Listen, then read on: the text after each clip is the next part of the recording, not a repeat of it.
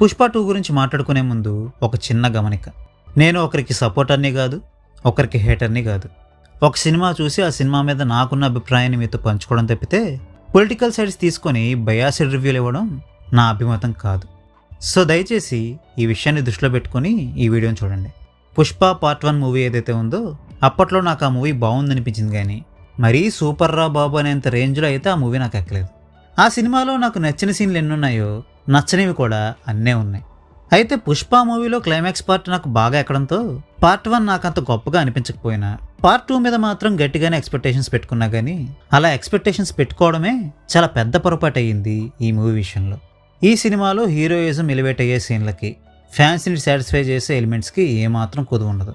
ఏ hero fan అయినా వాళ్ళ favourite హీరోకి ఎలాంటి ఎలివేషన్స్ పడితే బాగున్ను అని కోరుకుంటాడో అలాంటి ఎలివేషన్స్ అన్నీ పుష్కలంగా ఉంటాయి ఈ మూవీలో.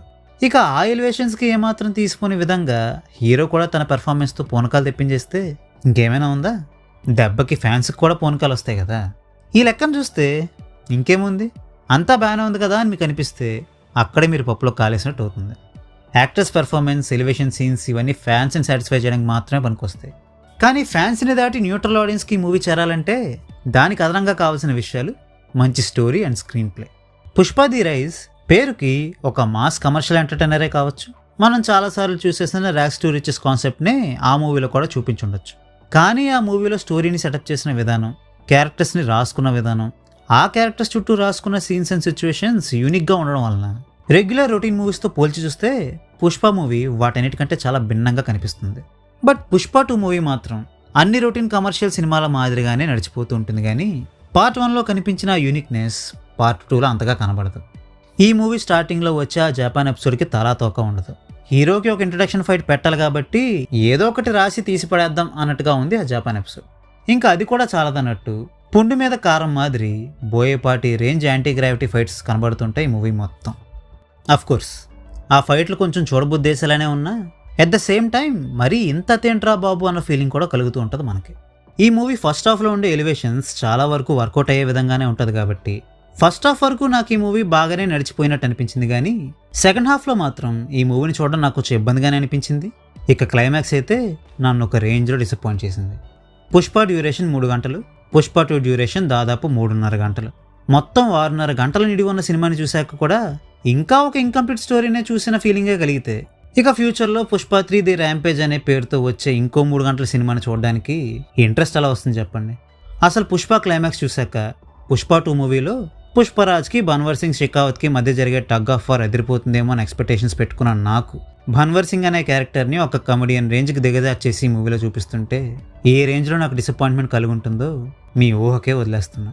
ఇక టెక్నికల్ ఆస్పెక్ట్స్ విషయానికి వస్తే ఈ మూవీకి సాంగ్స్తో పాటు బ్యాక్గ్రౌండ్ స్కోర్ కూడా దేవిశ్రీ ప్రసాదే చేశారు. ఎడిషనల్ బ్యాక్గ్రౌండ్ స్కోర్ ఏమో శామ్ సిఎస్ చేశారు. థ్యాంక్స్ కార్డ్లో అజనీష్ లోక్నాథ్ పేరు కూడా పడింది కాబట్టి ఆయన ఇన్వాల్వ్మెంట్ కూడా ఎంతో కొంత ఉన్నట్టే ఉంది. అయితే ఎవరి కాంట్రిబ్యూషన్ ఎంత ఉంది, ఎవరికి ఎంత క్రెడిట్ ఇవ్వాలి అన్న లెక్కలు మనం వేయలేం కాబట్టి ఓవరాల్గా చెప్పాలంటే చాలా వరకు ఈ మూవీలో బ్యాక్గ్రౌండ్ స్కోర్ నాకు బాగానే ఉందనిపించింది. కొన్ని సీన్లలో మాత్రం బీజిఎం కాస్త లౌడ్గా ఉన్నట్టు అనిపించింది. ఇక కూబా చేసిన సినిమాటోగ్రఫీ కూడా బాగానే ఉందనిపించింది, కానీ ఎటొచ్చి నవీన్ నులి గారు చేసిన ఎడిటింగ్ మాత్రం ఏమాత్రం ఇంప్రెసివ్గా లేదు. అయితే ఈ విషయానికి గాను నవీన్ నులితో పాటు సుకుమార్ గారిని కూడా నిందించాల్సిందే. ఎందుకంటే అసలు సరైన కథే లేని ఈ మూవీకి అంత ఎక్కువ డ్యూరేషన్ ఉండడానికి గల ముఖ్య కారణం ఈ మూవీలో వచ్చే ఒక్కో ఎపిసోడ్ని సాగదీసినట్టుగా ఉండేటట్టు రాసుకోవడం, ఆ రాసుకున్న దాన్ని పేపర్ మీద ఉన్నప్పుడే కుదించకుండా యాజ్ ఇట్ ఈజ్గా స్ట్రెచ్ మొత్తాన్ని పిక్చరైజ్ చేసి ఎడిటర్ చేతిలో పెట్టడం. అలాంటి సిచ్యువేషన్స్లో పడేస్తే పాపం ఎడిటర్ మాత్రం ఏం చేయగలడు చెప్పండి?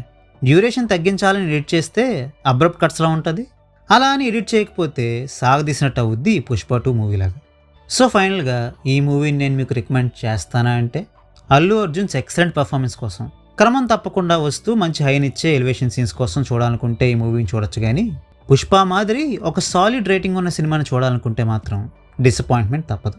చివరిగా ఒక మాట చెప్పాలంటే ఫస్ట్ పార్ట్ చూసి ఎక్సైట్ అయిన దానికి ఇప్పుడు వచ్చిన ఈ సీక్వెల్కి అస్సలు సంబంధమే లేదు. So well, that's a wrap on this video.